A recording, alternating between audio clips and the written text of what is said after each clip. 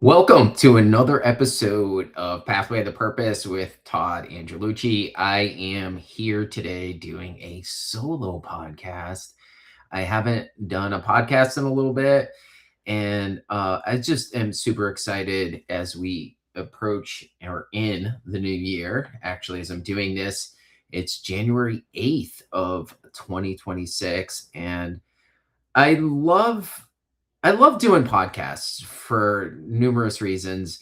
Is I often have people on that I interview, but oftentimes too, I'd like to do a little kind of informative, educational type of podcast. So I wanted to talk a little bit because I haven't done a podcast on this. And recently, I published a theory in the American Journal of Men's Health, and it is called the Restorative Masculine Integration Theory, or RMIT. And I have to say, in January of 2026, would I've thought that I would have a published theory. I'm not a PhD. I am not in the academia space, although I'm super passionate about really helping others transform, both men and women. And I'm really here to talk a little bit about what the story around the theory. I have been reached out by large men's health organizations asking me and talking to me about the theory. And I recently gotten some feedback how they loved that this was not a theory that was baked in some kind of, hey, this is data, or just some nebulous laboratory. A lot of how this came about was through lived experience of my own masculine journey in my life, uh, being connected with some thought leaders in the men's space and walking my own journey with some of them. And also, I learned this through working with both men and women. I do a lot of coaching and mentoring in the space. And I have actually run some men's groups, and I actually had a pretty long cohort, and I've witnessed and watched as men connected real authentically and started to really start to transform in areas of their life that I don't think they could have imagined, but it has become pretty awesome. So that's really the story around it. And I happen to have connected with some amazing people. And I want to give kudos to Julian Gallegos on this. He is a professor at the University of Purdue. We had become friends because he had reached out to me in the men's space that I was doing. A lot of my stuff is on LinkedIn. And however, I'm starting to branch into the other social media platforms. I used to be a big Facebook person, but I've kind of gravitated away for a little bit. But anyway, me and him had become really good friends. I've helped him in many ways where he stepped into and saw the theory real time as we walked through some things in his own life, but also he started to see this, and I shared a lot of my concepts and ideas and he's like, this needs to be published. And if it wasn't for him, honestly, it would be concepts I'd be working with for sure, because this is what I love to do for both men and women. And I'll share a little bit about this with and how this works with women as well. So I wanted to give a kudos to Julian. He does a lot in the men's space himself. He's a male nurse practitioner and doing a lot there. And so if it wasn't for him and support of some other people for sure, that this probably wouldn't have happened, more importantly. So I wanted to share that. So I was really honored that the American Journal for Men's Health, this is a large publication that first of all, it considered it, and then they accepted it, and we had gone through the work of doing it. And so in plain language, like, I'm here, like, you could read that, and in the show notes, I will put the publication so you could actually read the abstract, all of the data in it, and really what it's about, like, in the language. And I encourage you to really look at this, whether you're a male or female. Like, there's so much here. And I think sometimes when people say, hey, this is a men's thing, we often, the stereotypes kind of open up, like, hey, what's men, masculinity, and I'm not talking about what people term toxic masculinity. I'm going to talk really real. This is about restoring what many men were never taught how to keep, right? It was clarity, emotional strength. And I use the term grounded leadership, and I'll talk a little bit more about that, and healthy connection. So over time, men learn that being strong um, meant staying quiet, pushing through, handling things alone. And I wanted to just stop on that comment for a moment, right? Handling things alone. One of the biggest things that I see that really works against men, myself included, and I have to keep myself, is like, hey, I got this. I could do this alone. And it takes us down to these places that it often takes some event that is not good, i.e., if you're in a relationship or marriage, a divorce, affair, I lost my job, um, depression to the point of, hey, like life doesn't look good here. And men have a higher instance of suicide and depression for various reasons. So, um, the thing that I encourage as I launch out into this explanation is it's okay to ask for help. Okay. And the other thing I often talk to men about, the first question is, who do you spend time with? And often it's like, I'm busy at work, I'm around the kids, my wife, often a lot of females. Not that females bad. Like that's the other thing. This isn't about men versus women. There's a balance and there's an energy that's just beautiful in both masculine and feminine. And I really want to bring that forth here. And so oftentimes that's it. Men are, a lot of female teachers, a lot of feminine energy, and we haven't had a lot of male role models, rites of passage, and things like that. And sometimes we might not have had some great relationships with our dad. We exile our dad, and so we often are just out there trying to figure it out. I often say, hey, what man's playbook are you playing by, right? So we think we need to be all of these things. So the first premise that I'd love to say is, like, spend some time with the guys. And I'm not talking like guys that are going to go out and, debauchery and like a bachelor party stuff. Like, I'm just talking real solid men. Spend some time, start talking, right? That's the first thing I'd like to say. So, in some environments, a lot of this in high stress environments, either caregiver, leadership, service roles, men are really encouraged. And this is the premise of the theory I'm driving back to, that to soften, adapt, and suppress parts of themselves to fit in. We live in a culture now where it's like, hey, you can't say things, right? And I am not a proponent of that. I feel like, hey, obviously be nice, like I'm talking about, but we should be able to talk about things. It's the suppression of things that become a problem because it comes out sideways. And men are encouraged to kind of adapt, right, in order to fit in. And while this looks healthy on the surface, it creates something deeper and more damaging, I would say, underneath. It's disconnection from self. Like, it's not okay for me to be me. And that's for men and women too. So the RMIT, and I'm going to use RMIT to really just say this is the restorative masculine integration theory. Throughout this, it doesn't say masculinity is a problem. It just says unintegrated masculinity is. So when masculine energy gets suppressed instead of developed, it doesn't disappear. It shows up sideways. Burnout, emotional shutdown, resentment, confusion, overcompensation, busy, all kinds of stuff.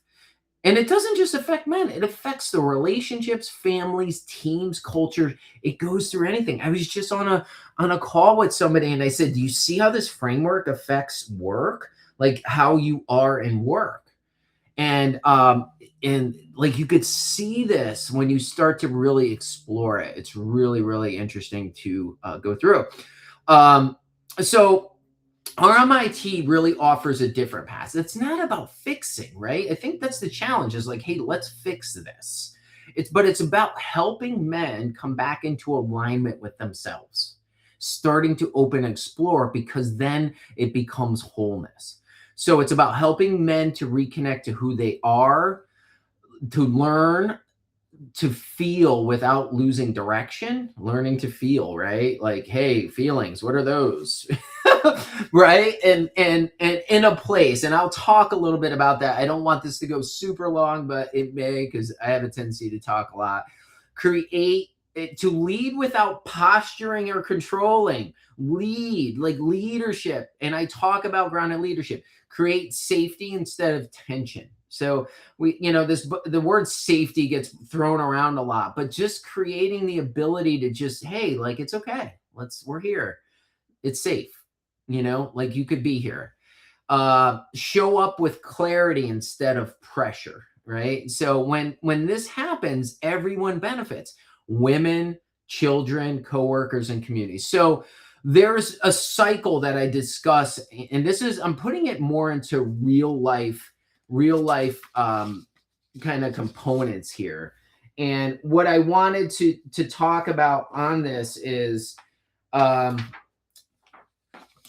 first of all, it describes growth as a cycle. It's not a straight line. Men move through these in stages again and again, and it's cyclical. It's recursive. So it's like, hey, oh my God, this is showing up. So like, if we look at it like in a line, like in this developmental line, life doesn't work that way, right? So then the perfection stuff. So when we talk about reclaim masculinity, it's like, who am I? Who am I? This is where a man reconnects to himself, his values, boundaries, purpose, and identity. Often guys that I talk about feel this, like I just don't know what my purpose is, or what's there? And they're just in this alone. I felt it. I was there. Not to be who he's told to be, or this isn't not who he is to perform as. And I talk about masks and fragmentation. So we wear masks, like, hey, this is my dad mask. This is my mask of like, oh, everything's fine mask, when on the inside things are Rome's burning. I'm going to use that term, right? So I wanted to share that. And as I start to talk about this, I'm kind of bringing out some notes because I want to make sure that I address this. But who he actually is, this is the step that brings relief, and clarity replaces confusion. So that's cycle one, reclaim masculinity. 2 is emotional safety and trust, that I don't have to do this alone, okay? Growth doesn't happen in isolation. We are pack animals. I'm going to say that. Like a wolf, when it's alone, dies, right? We are the power of our connections. I still connect with men. I'm like, are you still trying to do this alone? Yeah. I just, growth doesn't happen. Men heal when they feel safe enough to be honest without being judged, fixed, or shamed. I love groups. I bring groups of guys together, and I love running cohorts of different time frames of groups. And that's like watching guys as they start to show up. At first, they're like, hey, what's this about? And then it becomes a thing where they're like, I love this. I'm going to keep going. Men tend to open up. Emotions become information instead of threats. Like, oh my God, you feel this too? Like, understanding we're not alone. Strength and vulnerability stop competing. It's okay. Like, that's the part that I love about this. So that's emotional safety. So I talk about grounded leadership. I lead from the inside out. Okay. I like to use that. This isn't leadership based on titles, control, or approval. That is the biggest challenge with leadership, is they think you need to like get somebody to do this space rather than connect in more of a horizontal. There is vertical hierarchy in leadership roles. I'm not going to say that, but that's more for education, more for walking along, but it's not titles, control, or approval. Grounded leadership means being calm under pressure, making decisions without second guessing. Does that sound good? Listening without losing authority. Like, an authority is not like I have authority over you. It's with this, like, I know, like I'm coming from me, not in this superior way, but in a connected to myself way. Leading with presence, not force. And I go in deep with people, guys and women. about presence and connection in it. It's a game changer. So now I talk about rebalance polarity. Things start to flow again, right? Polarity isn't about gender roles, it's about energy and balance. Okay. So there's a balance, there's feminine energy and masculine energy, and it resides in us. But it's also when we look at our feminine counterparts, I'm going to say counterparts, I don't know, but I love feminine energy. It's intense, it's emotional, it's beautiful, and it can vary again in intensities. And what men are grounded in spaces. They are more like, hey, I'm here, I'm at an edge. And women in the feminine energy pushes against it by design to test. And so it gives safety and security to a feminine energy. So when one is super out of balance, it causes a disruption. And so what I found, and I love the women place, and I'm going to talk about that. I don't want to bounce back and forth. Let me go through this and I'll talk a little bit about the feminine place, which is awesome. Women don't have to over carry, and they take on these roles of men. Not that it's bad. Like, I think women should do things that men could do in certain places, right? But they are taking on something because the man is suppressed or not standing in himself and brought him in. So some women take it on. So they try to fix, they realize they're not going anywhere, and then they go in other directions, and you see like this imbalance. Relationships will feel safer and more natural. And if in team situation, teams function with less friction, and creativity and connection returns when we can just honor all this stuff in ourselves. So that's the rebalance polarity. These are the 5, I call them the cycles of masculine restoration. So the 5th one is healing, resilience, and cultural renewal. It's like, it's bigger than me.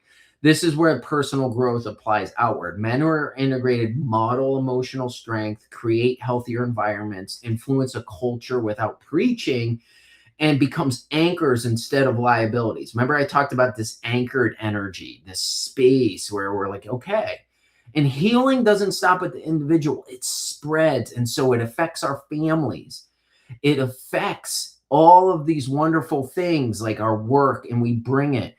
And when, like, you could have the most, people are searching for purpose a lot, and they're saying, oh my God, like, I need to part the Red Sea. But no, like, in anything you do, when you come and you start to balance this out and you start to step into some of this framework and work through some of the things that open up, man, everything starts to change. And and that's what I love about this theory. So why this matters to women. And it's really interesting because I've coached probably 50% females, 50% males. And it's interesting how we could I use the term playground. So if you notice, the playground is like our life, like playgrounds of our life, right? Like we have a job, like this is a playground. I talk about people in growing business or the professions, for example, right? Like we bring our inner selves to everything we do. 90% of business problems, professional problems are personal problems in disguise. People are trying to work out their issues, which is not the healthy thing to do, but it happens. So I use that, like, so the playground of how this works is oftentimes I've talked to women, they're like, they're really interested in this stuff I talk about men. And then when they start to talk about their men, then it goes to, wow, them and how they're in this cycle with them and how they show up. And then they're so focused on them that they're not looking at themselves. They've lost parts of themselves. And it's such a cool mirror to look at. But it also opens the door of using the same kind of frameworks that I've used in this for that. So when men are disconnected, women often carry emotional weight that's not theirs. They become a stabilizing force sometimes, and not like subconsciously, they don't want that. They want to be partnership. They want to be on an adventure with a man. They don't want to be women. This is my experience, so I don't want to like globalize, but this has been my experience. And from some authors and thought leaders, John Eldridge, who I like, he happens to be in the men's space on a Christian side. He says, Men, live at their edge. David Data says that. I'm going to make some references to some guys in the space that I love and on an adventure. And women love to be on the adventure with them. They don't want to be the adventure. So that's the thing. So they lose trust, ease, or attraction. Women lose that. And I could tell you, and some of the leaders, some of the guys I work with that are now coaching other guys or working in groups with other guys that I'm close with, that I've really kind of sat with, we see guys that are on the brink of divorce, or they're getting divorced, and they didn't see it coming, or and that's an end symptom. So, and women feel unseen and unsupported. When men become grounded and integrated, women don't have to brace or manage. They can relax, respond, and relate. I love that. Healthy masculinity doesn't compete with the feminine strength, it supports it. And I love beautiful feminine energy. I just love it. And when you could see it do a dance in a relationship or that dance, it's just beautiful. So RMIT in a nutshell doesn't blame men. It's really getting them to start to become more of who they are. It doesn't shame masculinity. We're not here talking about toxic masculinity, stoicism. Do I like parts of stoicism? Yeah. Do I think men need to challenge themselves? Yeah, I do. I agree with a lot of that, but not at an extreme, because men, there's a balance here. And it doesn't push extremes, this theory, and it doesn't ask men to be more or try harder or push or grind. Like, there is some benefit in pushing through some things, but when it becomes the desperate need, the busyness, the proving, like I got to perform, over performance. I talk a lot about performance because men love performance. When they want to succeed, they want to grow, they want to do that. But when performance is misaligned, it causes more problems. So really the big idea here is that masculinity is when it's restored and integrated, it becomes a stabilizing force within men and within the world around them. So I wanted to share this. A lot of people were like, this is awesome. I don't think when you go to the theory, it's really a great theory. I encourage you to look at it. It is in a lot of educational academia speak, but I wanted to really speak to it here. That gives it more of a plain language view. So thank you for tuning in. Appreciate you. More to come as the podcast starts to open up into 2026. Take care.